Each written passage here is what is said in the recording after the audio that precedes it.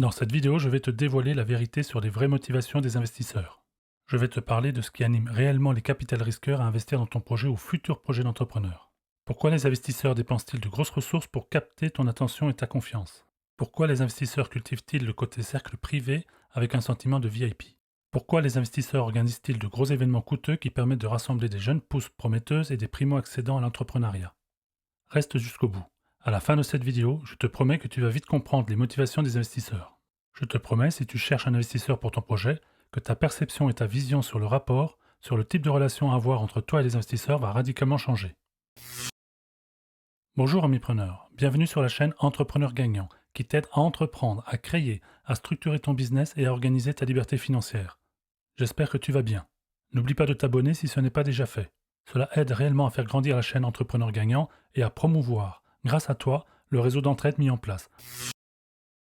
La question est, quelles sont les vraies motivations des investisseurs?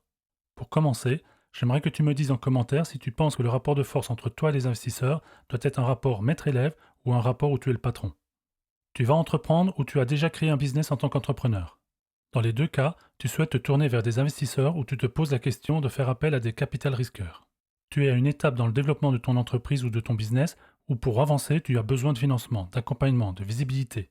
Soit parce que tu es dans l'innovation et tu as besoin de financer la recherche et le développement. Soit parce que tu veux aller plus vite dans le développement de ton business. Soit parce que ta stratégie est de t'associer à un partenaire qui te donnera de la visibilité à travers sa notoriété et son réseau. Soit parce que tu penses à tort que tu ne peux pas te lancer seul et qu'il faut absolument dès le départ t'associer avec un partenaire puissant. Ce qu'il faut que tu comprennes, ce sont les réelles motivations de l'investisseur, afin de bien définir le rapport idéal entre toi et ces mêmes investisseurs. On sait que le taux de succès et le retour sur investissement n'est malheureusement pas de 100%. On entend souvent dire que le taux de succès est de 1 pour 10 projets financés. Je ne suis pas d'accord avec cela, mais une chose vraie est qu'il en ressort quand même qu'il y a un risque pour l'investisseur de ne pas retrouver son investissement et perdre son argent. Et pourtant, les investisseurs continuent à déployer de gros efforts pour trouver des projets. L'investisseur continue à être motivé à engager une partie de ses liquidités dans de nouveaux business. Je dirais même plus, il y a une chasse acharnée et constante des capital risqueurs pour trouver le nouveau futur Apple, le nouveau futur Microsoft, ou bien encore le nouveau futur Facebook, Tesla, Ledger. Alors, as-tu une idée? Pourquoi les investisseurs dépensent-ils autant d'énergie et d'argent pour attirer ton attention? Pourquoi tu vois de plus en plus d'initiatives de communication comme l'émission Qui veut être mon associé ou le club des entrepreneurs? Tout cela coûte beaucoup d'argent et pourtant. Pour bien comprendre, mets-toi à la place d'un entrepreneur qui a réussi plusieurs business et qui possède du cash et des liquidités importantes grâce à sa trésorerie disponible. Prenons le cas d'un entrepreneur qui vient de vendre sa société et qui possède une somme d'argent conséquente. Grâce à ce réseau d'entraide d'entrepreneurs gagnants, j'espère de tout cœur t'aider à accéder à ce statut et te compter parmi les entrepreneurs à succès. Cela sera une belle récompense pour la chaîne. À ton avis, dans le cas cité juste avant, quelle est la préoccupation de l'entrepreneur à ce moment-là? Quelle est sa plus grande crainte? Une crainte qui est plus importante que de prendre le risque d'investir dans ta société. Comme tout businessman ou businesswoman qui a réussi et qui a vendu sa société, son objectif est de faire fructifier son patrimoine.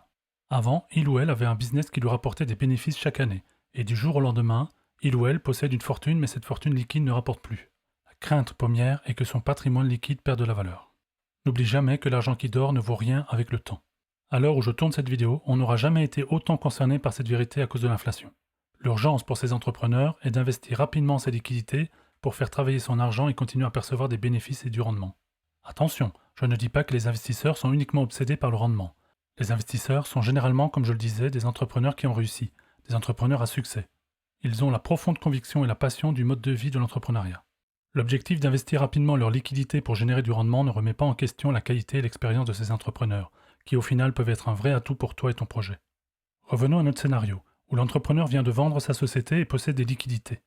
Bien évidemment, il existe plusieurs méthodes lors de cessions de société pour optimiser la transaction sur un plan financier, fiscal et répondre à cette problématique de réinvestissement. J'ai moi-même eu la chance de procéder à plusieurs sessions d'activité dans ma vie d'entrepreneur, avec chaque fois une expérience spécifique.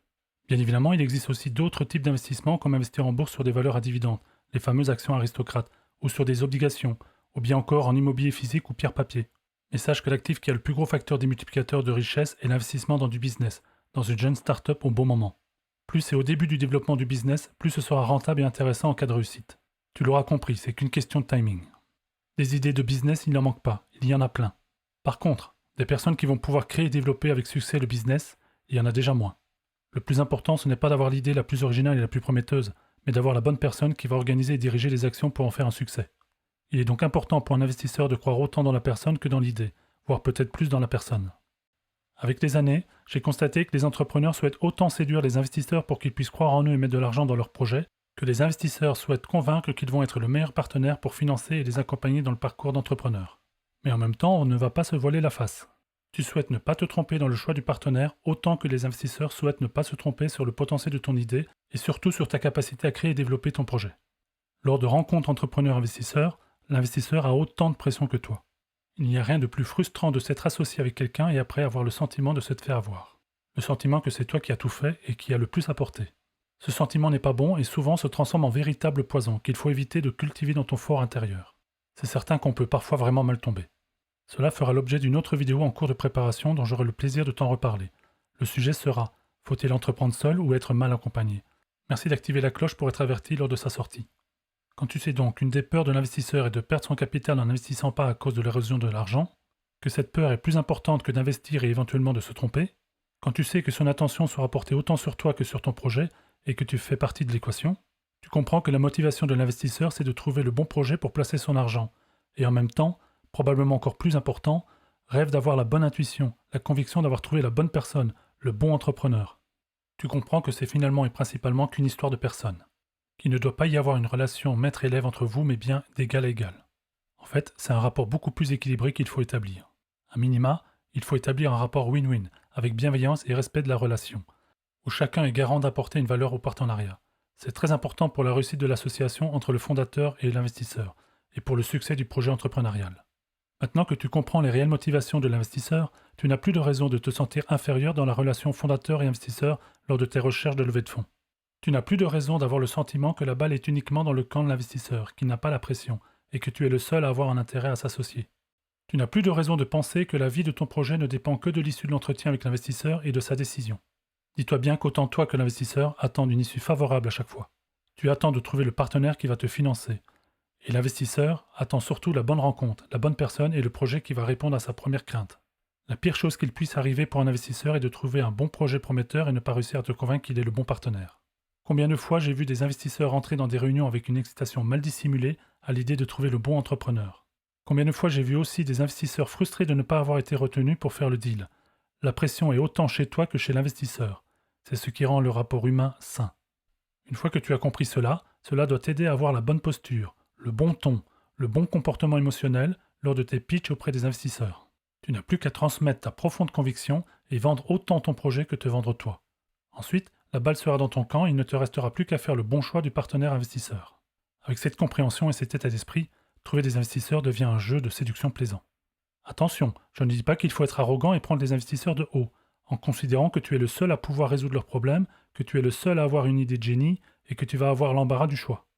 Non, c'est évident qu'il faut respecter l'expérience, le savoir, le vécu des investisseurs et la valeur qu'ils peuvent apporter dans le développement de ton business. À l'exception de quelques-uns, tu trouveras majoritairement des ex-primo-accédants à l'entrepreneuriat qui ont réussi, des personnes femmes et hommes confirmés qui sont partis de rien et qui aujourd'hui possèdent une trésorerie excédentaire permettant ces investissements. Pour résumer, nous sommes bien dans un rapport de séduction mutuelle où chacun doit trouver son compte. Nous sommes bien dans un rapport d'égal à égal avec une part d'émotion et de stress réciproque entre l'entrepreneur et l'investisseur.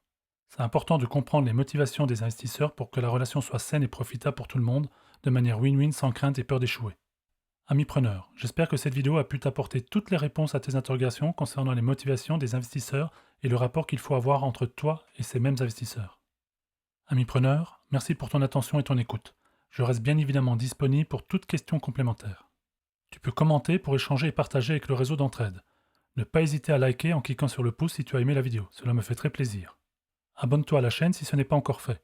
Tu peux également activer la cloche pour être averti des prochaines publications de vidéos. J'en profite pour te remercier pour tes messages de bienveillance. Ami preneur, prends soin de toi et de tes proches. À bientôt.